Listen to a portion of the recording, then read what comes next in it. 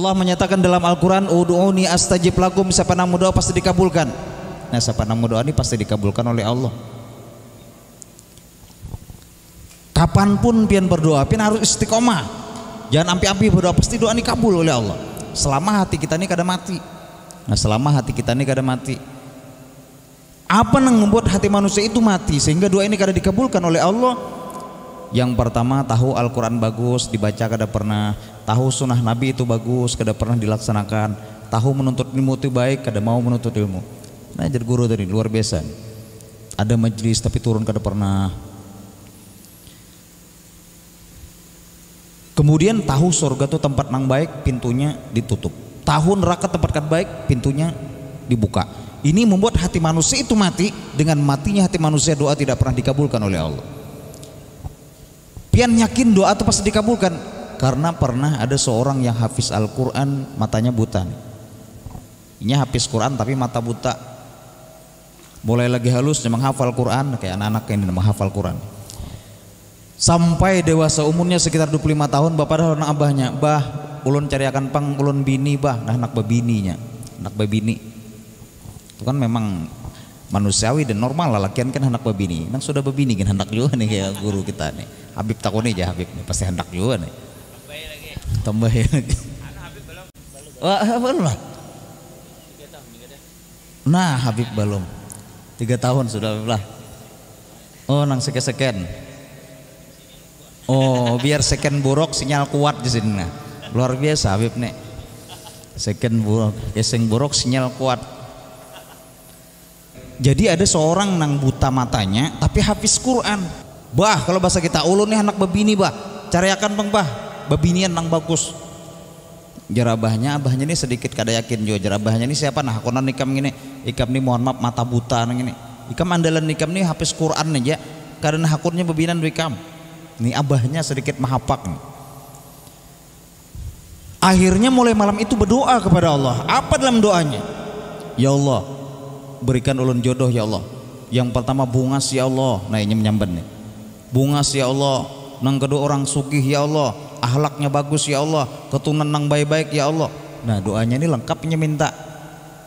Karena memang jir Nabi bila mencari bini atau mencari pendamping hidup suami itu lijamaliha, cari bungas. Ya nang sedang lah. Mun terlalu bungas kan perasaannya orang hendak diambil orang aja, terlalu bungas.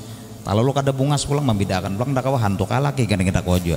Jadi sadang li jamaleha bungas. Nang kedua linasabiha keturunan bagus. Kemudian liganiha sugi. Lidiniha agamanya baik. Tapi bila nya kada kawan nang keempatnya ambil nang terakhir biar kada bungas, biar kada sugi. Tapi nya beakhlak mulia, nah ambil nang keempat. Tapi nang buta ini berdoa ke apa-apatnya, ya Allah berikan ulun jodoh ya Allah, bungas, sugi, nang bagus, beakhlak. Sampai sebulan doanya, ini tiap malam berdoa. Setiap di Qiyamul Lail berdoa. Malam ke-30, malam nang sebulan sudah nih, malam ke-30, malam itunya dimimpikan oleh Allah. Imbah dimimpikan itu, langsung setelah sholat subuh didatangi abahnya. Bah, tolong ulun datangkan bah, khidbah seorang perempuan bah. Jarabahnya bebinan nang mana engkem nek. Ada kabah di situ ngarannya di seberang kampung kita tuh ngarannya Haji Anu. Oh ada jabahnya tuh tokoh luar biasa sugih bana orangnya. Bujur kabah sidin tuh bayi si anak ngarannya si Anu bah. Oh bujur jabahnya tuh paling bungas di kampung. Datang akan ulun bah. Nah jabahnya nang ini maranya unusia ini nih. Meranyau ini pertaruhan harga diri kita nak kayak gini jeneng abahnya nih. Kada mungkin orang hakun nerimi kami mana buta andalan hafal Quran aja, orang paling bungas di kampung, paling sugih abahnya. Siapa nah hakun? Ulun malam tadi bermimpi bah. Dalam mimpi ulun malam tadi isuk tolong lamar seorang perempuan bernama si Anu, anaknya si Anu, rumahnya di sini, lamar bah. Mendengar anaknya nang buta ini bercerita tentang mimpinya, abahnya itu langsung mengkhidbah melamar seorang perempuan. Datang ke rumah babinan tadi, Pak Haji ucapkan salam nih, assalamualaikum. Waalaikumsalam. Apa kabar? Apakah hendak pian kesini? Ulun hendak melamar anak pian.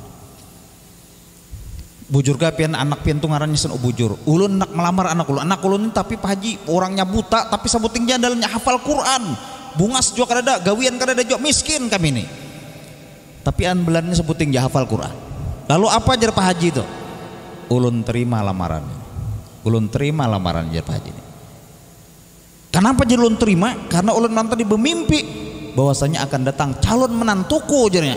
Calon menantu engkau hafal Quran dalam keadaan buta, miskin, tidak ada pekerjaan.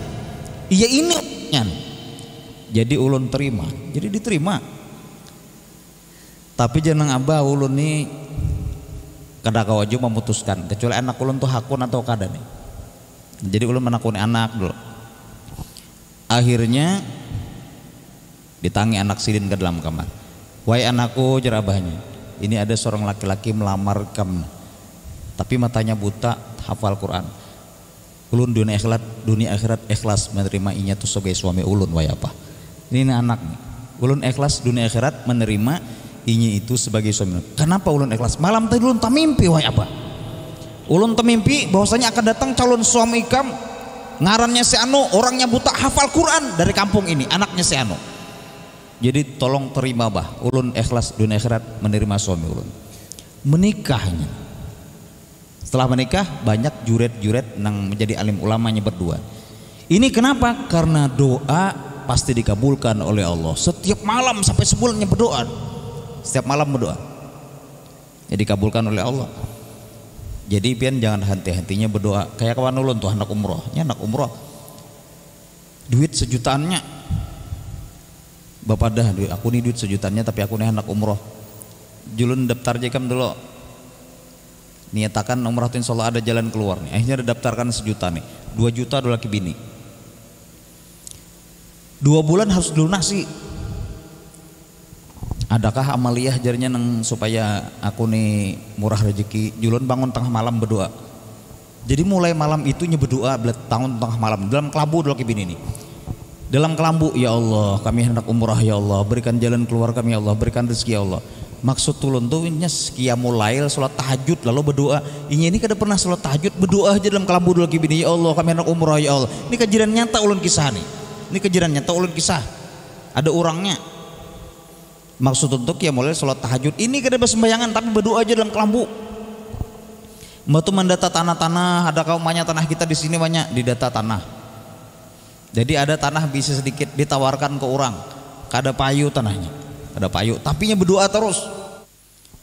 Sebulan sebelum ini itu pelunasan itu datang orang gambut, orang gambut, Pak jual ke tanah pian Pak di gambut, jarnya ulun kada ada bisi tanah, pian ada bisi tanah, pian kada ingat nukar, sidin tuh nukar kada ingat. Coba pian cari surat tanahnya, dicari dalam lemari, ada sakalnya surat tanah bahwa bisi tanah di gambut. Jualkah? Mun ku jual aku nukarinya aja orang gambut. Berapa kamu nukari? 125 juta. Sini duitnya berataan. Kada ada tawaran lagi sidin. Sini duitnya berataan. 125 juta nih. Diambil sidin duitnya. Langsung dilunaskan umroh. Ini bangun tah malam berdoa. Padahal maksud tolong tuh qiyamul lail salat tahajud. Tapi sidin kada bersembayangan, berdoa aja dalam kabur laki bini. Allah kabulkan doanya. Allah kabulkan. Jadi doa pasti dikabulkan selama hati kita itu tidak mati. Nah, jadi yang pertama doa, nuntut ilmu, syukur, berdoa. Ini kada panjang juga karena kita belajar ini kan berusaha sepanjang-panjang. Yang kedua, supaya berkah ilmu itu dan cepat masuk ilmu itu, jangan sampai kita temakan hal-hal yang kada bagus. Kuitan jangan sampai memakani anak yang haram-haram. Lihat seorang sahabat Nabi Abu Dujanah tuh. Abu Dujanah tuh 4 qiyamul lail membuat sembahyang subuh dengan Nabi. Setiap kali sembahyang subuh bilanya imbah salam itu Abu Dujanah ini kada 4 bawirit berdoa kada 4. Doa ini kada 4. Lalu Nabi ini bingung. Bila imbah salam langsung bulik. Bila imbah salam langsung bulik. Dia datangi Nabi, jar Nabi Muhammad, "Wahai Abu Dujanah, apakah engkau tidak ingin bermohon kepada Allah, berdoa, meminta sesuatu kepada Allah?" "Bukan ulun kada hendak memohon sesuatu ya Allah." "Ya Rasulullah. Tapi ulun ini takutan kalau pinat terdahulu anak ulun ini bangun daripada ulun bulik ke rumah." "Wah, kenapa aja Nabi?" "Karena di sebelah rumah ulun tuh ada seorang nang munafik tuh berisi pohon korma. Nah, munafik ini pohon korma. Cabangnya ini, buahnya ini menjulai ke halaman ulun. Bila nyata tampur angin malam itu maka buah kormanya itu guguran ke halaman ulun ini. Ulun takutan nih anak ulun ini tadi hulu bangun pada ulun, akhirnya ini mah ambili buah-buah korma yang ada di halaman itu dimakaninya. Maka ulun takutan ya Rasulullah. Maka ulun sungsung bulik, ulun pilihi buah-buah korma itu. Imbah ulun pilihi, ulun anak pulang ke halaman nang ampun korma. Menangis Nabi Muhammad nih. Ini Abu Dujanah nih orangnya miskin. Miskin Abu Dujanah. Tapi padahal buah tuh halal sidin makan nih. Seandainya sidin makan pun halal, tapi sidin takutan kalau anak-anak sidin tuh makan hal yang kada bagus. Dipilih sidin dan anak pulang. Pernah jerak budenya ya Rasulullah, anak ulun tuh sempat nang halus tuh seikong ambil sebiji korma nang gugur di halaman tuh sempatnya memakan. Ulun bulik, anak ulun tuh sempat memakan. Basah mulutnya ini masih dengan buah korma nih. Buah korma nang basah. Karena ulun melihat inya memakan buah korma itu, langsung ulun masukkan jari ulun ya Rasul. Ibarat kita tuh dicalok. Mbah dicalok. Tapancar banyu matanya nih. Ini anaknya nih tapancar banyu mata, habang tapancar banyu mata, tak keluar kormanya. Apa jar Abu Dujanah? Wahai anakku, jangan permalukan orang tuamu di akhirat kelak karena engkau memakan buah orang lain. Jangan permalukan jar beliau di akhirat kelak lantaran kau memakan buah orang lain. Ini saking hebatnya Abu Dujanah. Tangis anaknya. Rasulullah mendengar itu, keluar butiran-butiran banyu mata Nabi, guguran banyu mata Nabi ini. Sedih Nabi Muhammad. Banyu mata nang mulia Nabi itu guguran titikan. Maka jar Nabi Muhammad, aku akan bertemu dengan pemilik pohon korma. Didatangi Nabi, bertamu dengan Nabi. Jar Nabi Muhammad, bagaimana kalau aku tukari, aku hurupi dengan pohon korma nang terbuat dari jamurut, buahnya terbuat dari emas berlian dan kilauan-kilauan permata luar biasa aja Nabi. Tapi ngaran orang munafik ini udah maunya kada paham balasan nang pahala besar. Aku kada kawa sistem jual beli kayak itu jar orang munafik, aku harus bujur-bujur cash. Mendengar seni Abu Bakar, jasa Abu Bakar, kutukari kormanya, kuhurupi dengan 10 buah pohon korma. Dan sebuah pohon korma ini ada buahnya luar biasa nih. Korma yang paling harat. Ya korma itu kan macam-macam. Ada korma rotop, ada korma ajwa, ada korma bakari, ada korma sukari. Kalau sukari ini kan korma kesan laki-laki. Karena sukari itu kepanjangannya suka berdiri.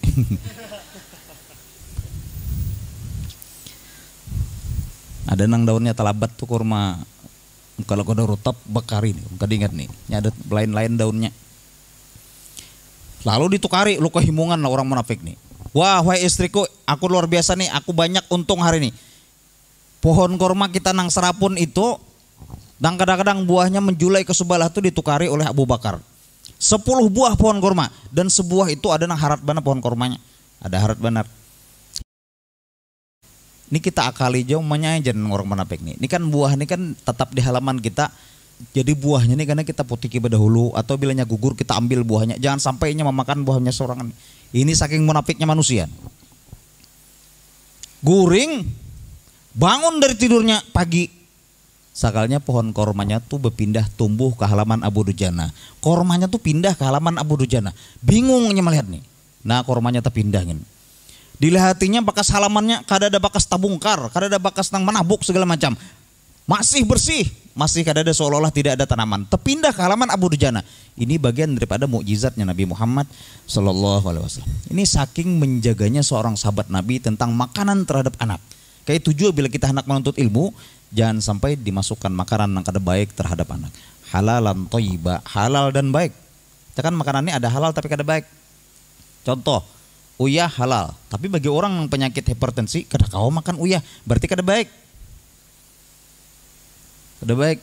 Ada baik, pisang baik, tapi menabang pisang orang. Nah, ini kada halal. Kada halal ngarannya. Baik pisang, tapi menabang pun orang, maka kada halal. Jadi halalan thayyibah.